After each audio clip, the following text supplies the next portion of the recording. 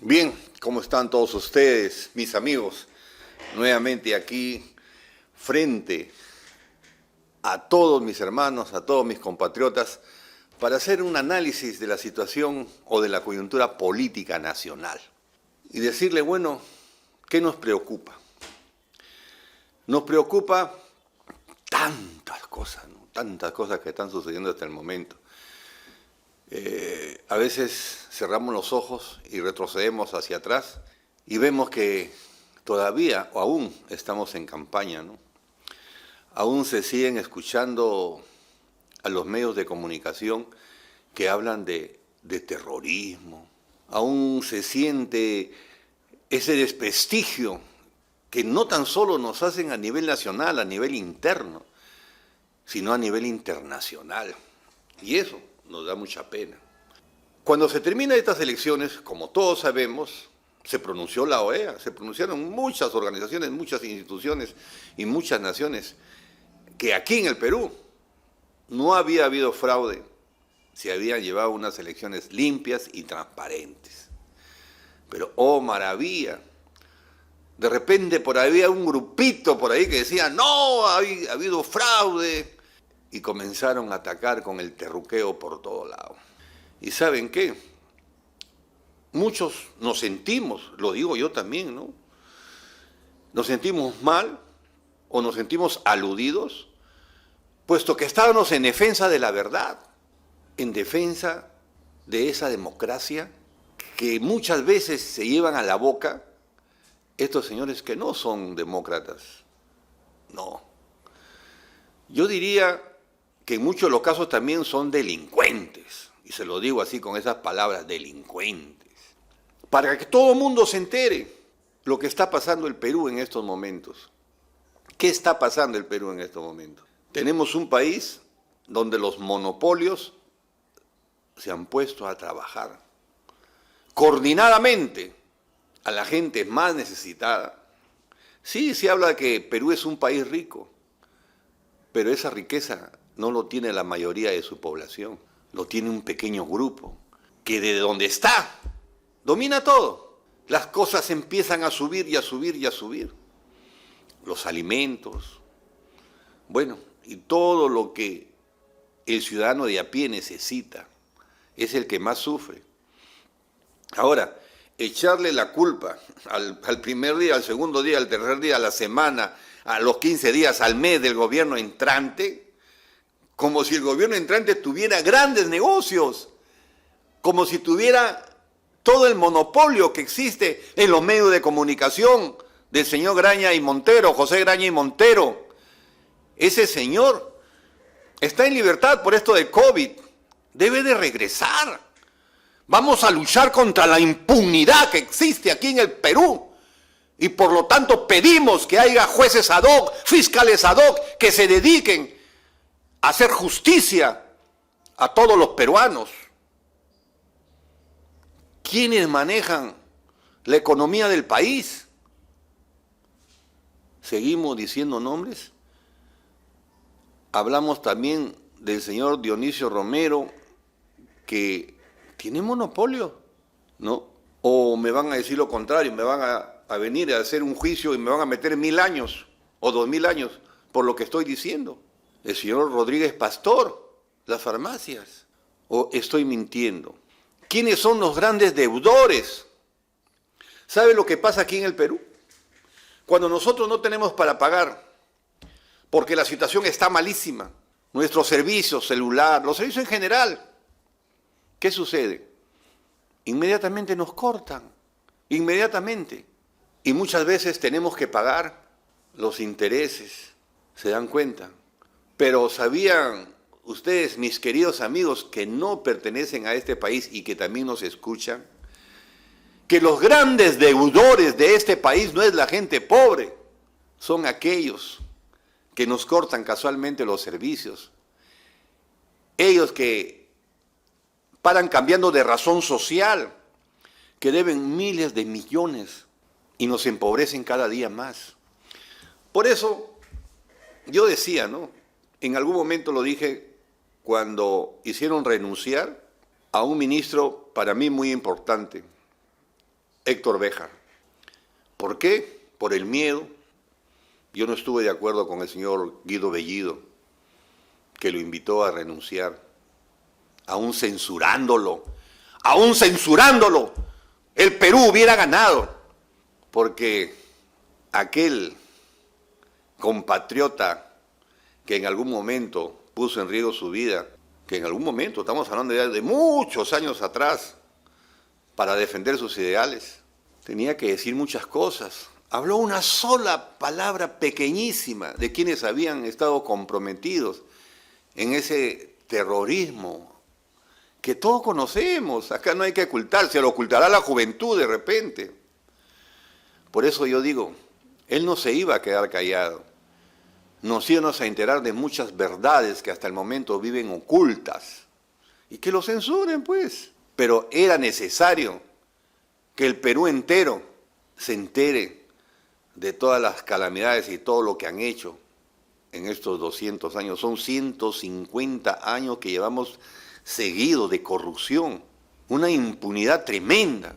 Es por eso que exigimos. ¿Por qué, si sabemos todos que todo está corrompido, se ha institucionalizado todo tremendamente, usted donde vaya va a haber corrupción? Y que me digan que no, y lo demostramos inmediatamente. ¿Por qué no hay ninguno preso? ¿A qué se debe? ¿Por qué no hay ni un preso? ¿Por qué no hay los narcotraficantes? Acá se habla de un lugar que dicen que ahí están escondidos los terroristas, me refiero al Braen. O sea, nos meten el dedo a la boquita y nosotros tenemos que chupar el dedito. No, pues, por favor. ¿A qué se debe que no terminan con eso hasta el momento? Es por eso que hablamos de impunidad. Es por eso sabemos, y nuestra gente ya empezó a descubrir quién es el verdadero enemigo del pueblo peruano.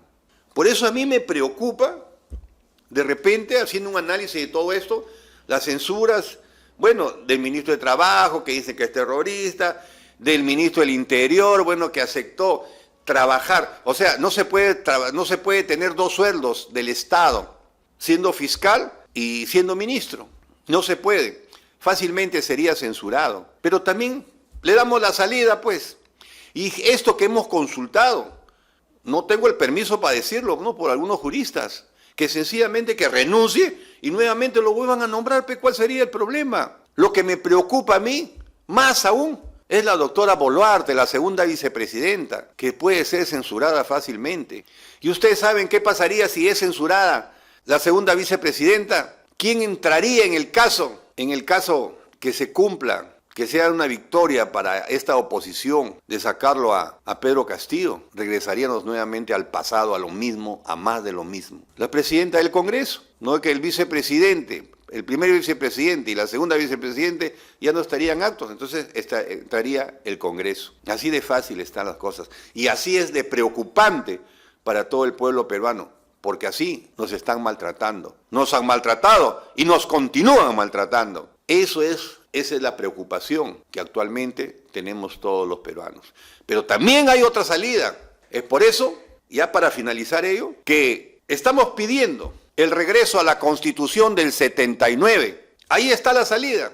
Y no lo digo yo no soy nada, no soy nadie. Le vamos a leer el artículo 307 de la Constitución del 79 y veamos pues lo que dice este artículo 307, que cualquiera de ustedes lo puede ver, ¿no? Entra sencillamente a Constitución del 79, artículo 307, dice: esta Constitución, se refiere a la de 1979, no pierde su vigencia ni deja de observarse por acto de fuerza o cuando fuere derogada por cualquier otro medio distinto del que ella misma dispone. En estas eventualidades, todo ciudadano investido o no de autoridad tiene el deber de colaborar en el restablecimiento de su efectiva vigencia.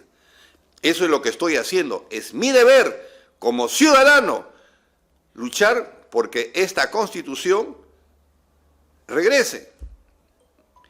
Como tenemos que hacer todos los peruanos, dice, son juzgados según esta misma Constitución y las leyes expendidas en conformidad con ella, los que aparecen responsables de los hechos señalados en la primera parte del párrafo anterior. Miren, ¿ah?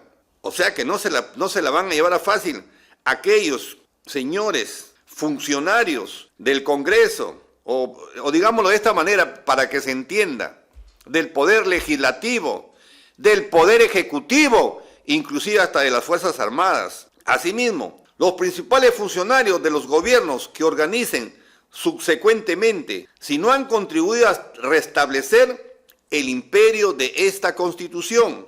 El Congreso puede decretar mediante acuerdo aprobado por la mayoría absoluta de sus miembros la incautación de todo o parte de los bienes de estas mismas personas de quienes se hayan enriquecido al amparo de la usurpación, ¿no? Para resarcir a la República de los perjuicios que se le haya causado.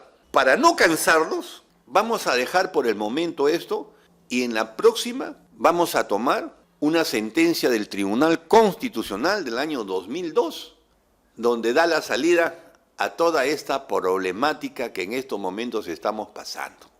¿Se dan cuenta?